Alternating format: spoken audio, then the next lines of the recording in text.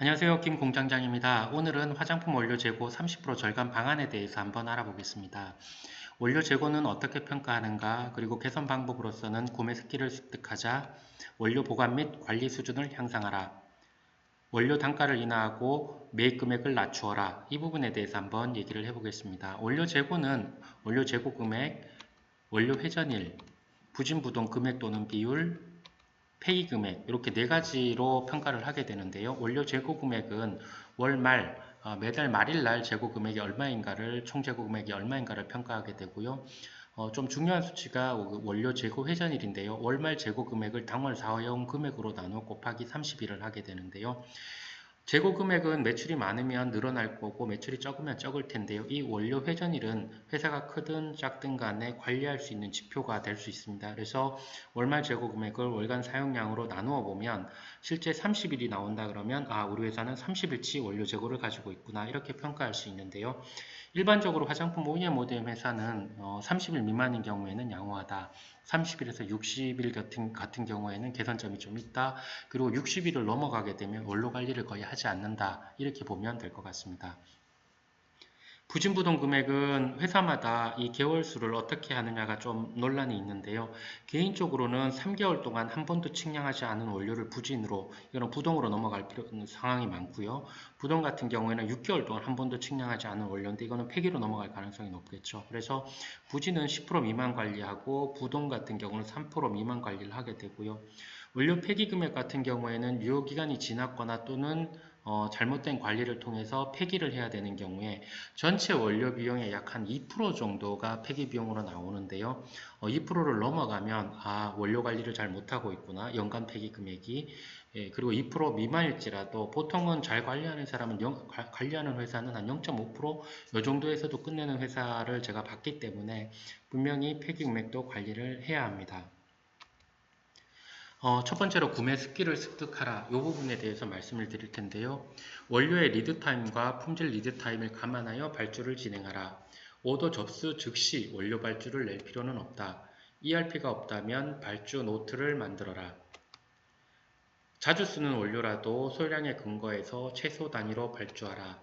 자주 발주 낸다고 회사가 손해보는 것은 없다. 월 평균 발주 반복 횟수를 1.5회로 유지하라. 이 얘기는 월에 한 두 번 정도 발주를 내란 얘기고요. 좀 적게 사용하는 원료는 1.5회 이렇게 1회 발주 안 되면 몇 달에 한 번씩 발주 내는 원료를 평균으로 하다 보면 월 한 두 번 정도 발주를 내게 되면 발주 반복 횟수가 한 1.5회 정도 나온다는 것을 알 수 있습니다.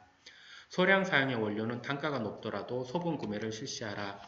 연간 사용량이 패킹 단위의 3분의 1 미만이면 소분 구매를 실시하라. 원료 사용 기간이 지나 폐기할 수도 있다. 실제 원료를 구매하게 되면 유효기간이 2년, 3년 이런 회사들이 있는데요. 패킹 단위가 10kg인데 연간 평균 사용량이 3kg라면 실제 3kg를 1.5배 주고라도 소분 측량해서 구입하는 것이 회사에는 더욱 유리한 부분이 될 수 있습니다. 영업, 연구에서 선발주 원료 요청이 있으면 반드시 근거 문서를 받아서 발주를 진행하라. 실제 사용하지 않을 수도 있다. 원료의 유효기간을 확인하고 6개월 미만인 경우에는 롯들을 변경해서 요청하거나 단가 인하를 요청하라. 6개월 이상인 경우에 소량 사용 후 전량은 폐기된다. 대량 원료의 경우에 일시에 구매하지 말고 생산계획과 협의해서 분할 납품을 진행하라. 현장에 보관 장소가 없다. 또한 중간에 오더 수량이 변경될 수도 있다. 고객사 전용 원료의 경우 사급으로 진행하라. 아니면 보상 폐기 기간을 명시하라. 고객이 특정 원료를 요청하면 사급으로 구매 대행만을 하고 실제 비용은 고객사가 지불하게 하고 겉으로는 남지만 실제로 손해보는 경우도 발생을 합니다. 전용향이나 추출물은 보상 폐기에 대해 반드시 문서로 언급하고 보관 기간을 지정하여 1년 이상 보관했을 경우에는 고객이 매입을 할 수 있도록 문서로 언급을 할 필요가 있습니다. 월간 단위로 MOQ 이상 남은 원료에 대해 원인 파악을 실시하여 프로세스를 개선하라. MOQ 이상 남은 것들은 주로 과발주나 오발주, 수주가 취소되거나 처방이 갑자기 변경되거나 이런 부분들인데요. 그 원인을 찾아서 프로세스를 개선할 필요가 있습니다. 25일, 매달 25일 이후 납품 원료는 그달 마감해서 제외를 하는 것도 방법입니다. 후진부동 원인을 분석해서 프로세스를 개선하라. 부진부동 원료는 연구소에 정보를 제공하고 신규 처방의 원료 사용을 요청하라. 부진부동 원료일 같은 경우에 처방에 0.1%나 0.01%를 추가를 해서 사용을 할 수 있도록 연구소에 계속 원료 재고를 공유하고 또 실제로 처방에 넣을 수 있도록 그렇게 연구소와 협의하는 과정도 필요하겠습니다. 동종업계 구매 담당과 인맥을 형성하고 유효기간이 3개월 미만인 원료는 저가라도 매각을 하라. 원료 보관 및 관리 수준 향상에 대해서 한번 알아볼 텐데요. 원료 보관 기준에 맞게 보관하고 불량 재고를 최소화하라. 상온, 저온, 냉장 등 보관을 잘못하면 원료를 폐기할 수도 있다. 원료 명칭 앞에 고온, 저온, 냉장, 기능성 등의 약자로 눈으로 보는 관리를 하라. 향은 알루미늄 캔에 보관하고 습도에 민감한 색소는 데시케이터에 넣어서 보관하라. 원료 특성에 맞게 보관하는 것이 상당히 중요합니다. 휘발성 원료는 밀폐를 확실히 할 수 있는 보관 용기를 사용하라. 에탄올을 오픈해서 보관하면 매일 1%씩 날아간다. 기벽 잔량을 최대한 끌어모아라. 드럼이나 캔통을 눕혀서 기벽에 있는 잔량을 모으게 되면 1kg에서 100g 정도는 더 나온다. 측량 후 원료는 밀봉하여 관리하라. 이물이나 낙하균에 의한 미생물로 인해 폐기 금액이 증가한다.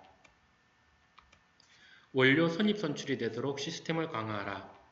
동일한 장소에 보관하고 뒤에서부터 원료를 채워서 사용하라. 한 패킹 이상의 원료는 별도로 보관하라. 측량 시스템을 이용하면 더욱 효과적이다. 원료 창고는 A, B, C나 가나다 또는 코드 순으로 관리하라. 사람의 기억은 한계가 있다. 분명히 들어왔는데 정위치해 놓지 않으면 어딘가에 있는데 이러면 재발주로 이어진다. WMS 관리를 하면 가장 최상이다. 유효기간이 지난 원료의 경우 품질 점검 기준을 만들어 재검사를 실시하라.